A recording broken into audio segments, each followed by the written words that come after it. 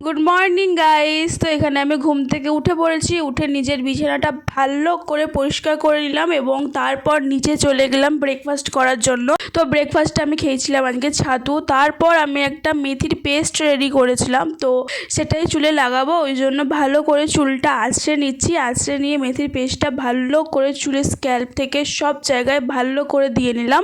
দিয়ে নেওয়ার পর এটা মিনিমাম আমি 1 থেকে 2 ঘন্টা মতো চুলে রাখবো। রাখার পর ভালো করে শ্যাম্পু দিয়ে স্নান করে নেবো। তো স্নান করে চলে এসেছি, এসে মুখে আমি একটু স্কিন কেয়ার তেমন কিছুই না, আমি কিছুই করি না তেমন। তো গায়ে একটু বডি লোশন লাগিয়ে দিলাম আর মুখে একটু অ্যালোভেরা জেল, দ্যাটস ইট। আর ঠোঁটে একটু লিপ বাম। তারপর চলে গেলাম লাঞ্চ করতে। আজকে লাঞ্চে ছিল পোস্ত, তারপর মাছের মাথা দিয়ে পুঁই শাক, মাংস আর একটা বাটা ছিল।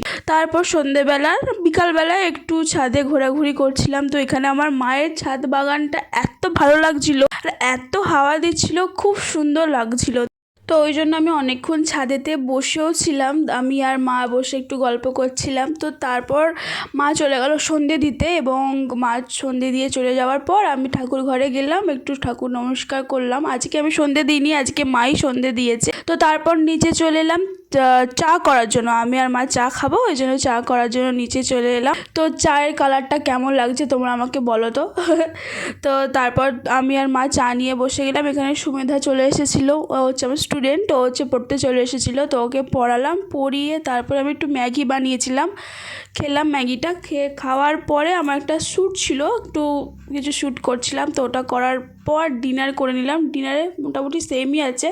তো ডিনারে ছিল ডিমের তরকারি, একটা পোস্ত, তারপর ওই বাটাটা ছিল, ব্যাস। তো তারপর খেয়ে নিলাম, খেয়ে দিয়ে একটু স্কিন কেয়ার করে। তো চলো টাটা বাই বাই। কেমন লাগলো জানিও।